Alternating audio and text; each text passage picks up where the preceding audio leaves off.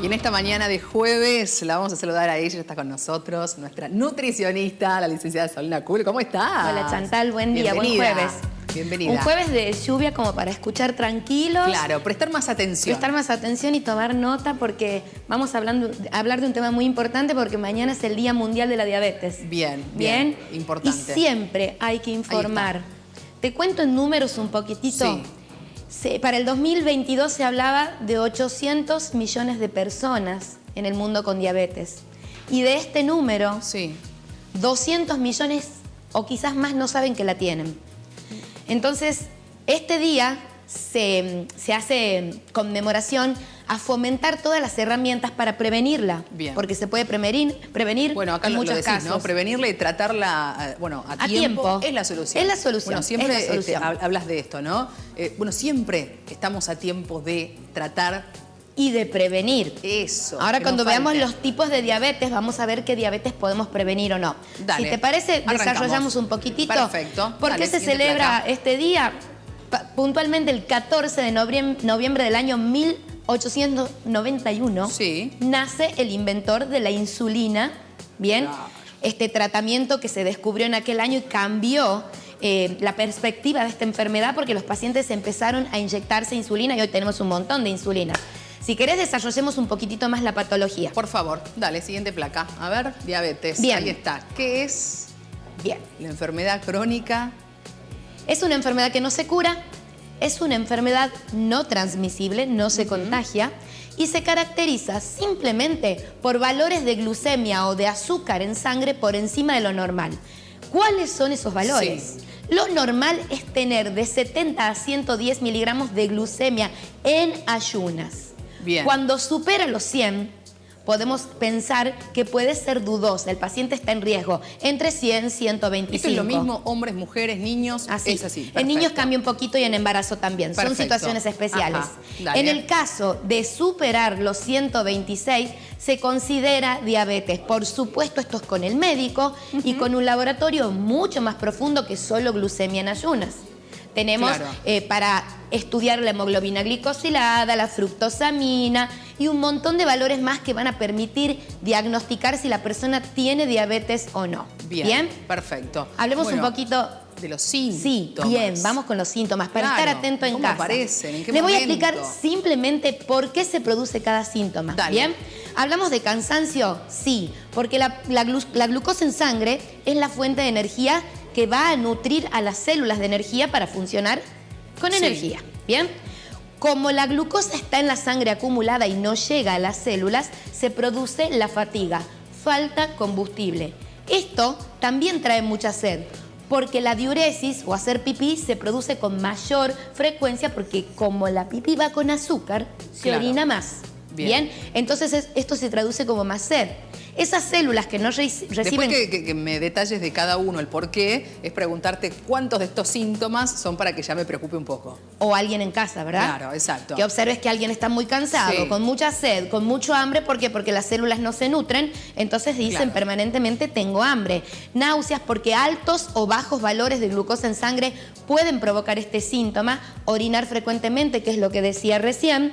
Heridas que sanan lento tiene que ver con que este exceso de azúcar en sangre no permite una correcta cicatrización ni una buena inmunidad y a su vez la persona con diabetes pierde la sensibilidad de algunas zonas del cuerpo y se lastima y no se da cuenta. Bien, pérdida de peso severa básicamente por el desorden de la glucemia y la visión borrosa porque los ojos son uno de los primeros órganos que este exceso de azúcar va a afectar. Bien, y te decía, para que la gente preste atención en su casa, para uno mismo o para quienes lo rodean. ¿Cuántos tendría que sumar para decir, bueno, me preocupo? 3. Mucha pis, mucho hambre, mucha sed. Atentos. Claro. Bien. Bueno, ahí está. Pasamos a los tipos, porque recién también lo mencionabas. Tipos de diabetes. A grandes rasgos, la diabetes tipo 1 es aquella en el que el páncreas no produce la cantidad suficiente de insulina para metabolizar la glucosa. Esa es el tipo de diabetes que tiene más tendencia de herencia y que deben colocarse la insulina inyectable. Bien. La diabetes tipo 2 es la que es prevenible y súper tratable porque está relacionada a que los receptores de insulina no funcionan bien. Llega la insulina con la glucosa, tipo rebota y vuelven a la sangre. Entonces, esta diabetes tiene que ver con el exceso de peso corporal. Exceso de grasa tapa a los receptores de glucosa. Bien. Entonces se produce este cuadro relacionado a la resistencia a la insulina y a la hiperglucemia.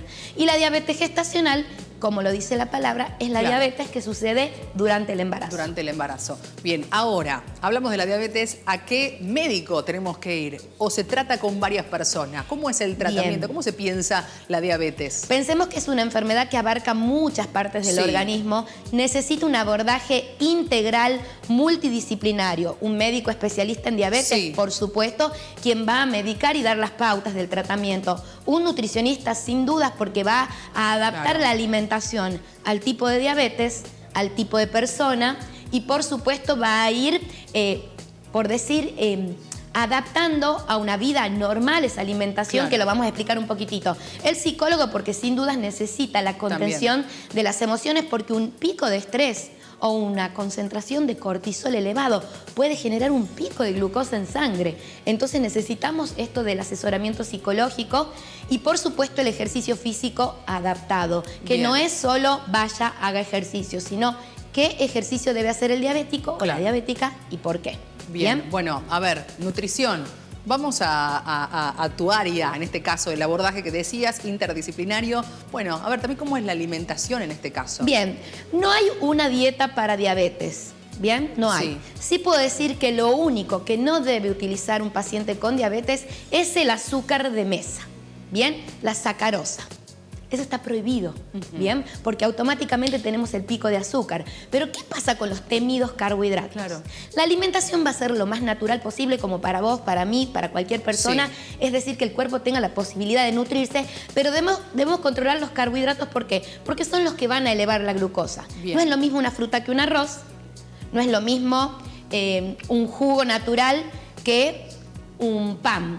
Claro. Los carbohidratos básicamente se dividen en dos, simples y complejos. Según el tipo de diabetes y las glucemias frecuentes, vamos a ver cuáles se consumirían con más frecuencia o menos. Los complejos tardan en elevar la glucosa en sangre, como por ejemplo un arroz integral, un pan integral. Los simples la elevan más rápido. Entonces, si vos diabético estás con la glucemia baja, tendrás que acudir a un hidrato de carbono simple para levantarla. Como por ejemplo, en este caso sería una mermelada, ¿bien? En el caso de la glucosa a mantener, a que esté parejita todo el día, vos venís muy bien, vamos a atender a los hidratos de carbonos complejos como son la harina integral, el pan integral y el arroz. Proteínas, por supuesto, grasas también. Es una alimentación completa, natural, adaptada, sin dudas con una correcta hidratación y una alimentación promuscular. ¿Qué significa esto? Que el tipo de alimento busque la ganancia de masa muscular porque es una enfermedad que cursa con pérdida de masa muscular. Catabolismo del músculo, aniquila la masa muscular, por eso el diabético tiende a tener el tren inferior tan delgado. Así que tenemos que ir a entrenar, bien, fuerza, y tenemos que nutrir esa masa muscular. Bien, perfecto. Bueno, importante mañana, es el día que nos decía, prestar atención, bueno, algunos datos, tips que también nos vas a dar que son importantes. Bien. Cosas importantes a tener en cuenta, anota en casa. Las personas con diabetes sí pueden consumir carbohidratos, no están prohibidos. No le teman a la fruta, no le teman al pan, no le teman al arroz, no le teman a la papa, no le teman a la banana. Hay que saber cuánto, en qué momento del día y cómo combinarlo. La diabetes no se cura, ¿bien? Es una enfermedad crónica, pero en muchos casos puede remitirse. Claro es el caso en la diabetes tipo 2, junto a la cirugía bariátrica, que los pacientes experimentan el resto de su vida sin la enfermedad en alza. Bien. La prediabetes no causa diabetes a futuro. Haces resistencia a la insulina. Te dijeron, tenés síndrome metabólico, tomá metformina, tenés resistencia a la insulina. Eso no significa que vas a ser diabético. Si bien es la antesala, si vos revertís la situación de resistencia a la insulina, te vas de la posibilidad de tener diabetes. Bien. Cocinar los carbohidratos. Cocino un arroz, lo llevo a la heladera y luego lo caliento y lo consumo tibio o frío nuevamente. Ese enfriamiento produce retrogradación del almidón. Mira, ¿qué significa? Estamos aprendiendo todos. Es un almidón más duro que se absorbe menos en la pared intestinal, entonces ese arroz va a elevar menos la glucosa. Esto lo transmitimos para lo trasladamos, perdón, para papa, batata, arroz, lenteja, tarta, pizza, pasta, poroto, quinoa, garbanzo, harinas. Cocinalos antes. Enfrialos, mejor el día antes. Perfecto, ¿bien? Buen dato. Agregar a ese guisito de arroz un poquito de limón o un poquito de grasa o quizás hasta un chorrito de leche, no al guiso puntualmente, pero una preparación con carbohidratos, va a enlentecer también la elevación de esa glucosa en sangre. Bien, bueno. Consumir las frutas y verduras, que sabemos sobre todo las frutas, la papa, la batata y el choclo, que tienen carbohidratos, claro. Consumirlas tirando a verdosas, claro, ¿bien? Va a producir menor elevación del azúcar. Bien. Elegir siempre granos enteros e integrales antes de lo procesado, ¿bien? Nos vamos más a la lenteja que a la harina de lentejas. Nos vamos más al garbanzo que a la harina de garbanzos. Y así con todos los alimentos que hoy vienen tipo harinas. En diabetes vamos mejor a lo que es el grano entero o el integral, que conserva toda la cáscara. Por ejemplo, el pan integral en vez del pan blanco. Bueno, estas recomendaciones las puede tomar cualquiera, no necesariamente que tenga diabetes. Absolutamente. Bueno, yo creo que para nadie está bueno elevar rápido la glucosa. Claro. Entonces, tener en cuenta estas cositas y tener en cuenta que si tenemos alguno de los síntomas nombrados, hay que acudir a un profesional, hay que diagnosticarla a tiempo, permite una mejor evolución de la enfermedad y sin riesgos a mediano, corto y largo plazo, como el daño de ojos, las patitas, los riñones y todo lo que se ve con frecuencia. Gracias por traernos todos estos datos y la gente que quiere ingresar a tus redes, informarse más, tener otros datos, consultarte. Bien, toda la info mañana en mis redes como Sol Nacul, _Buena Nutrición en Instagram, Solana Nacul, licenciada en Nutrición en Facebook. Gracias, Sol. Hasta la próxima.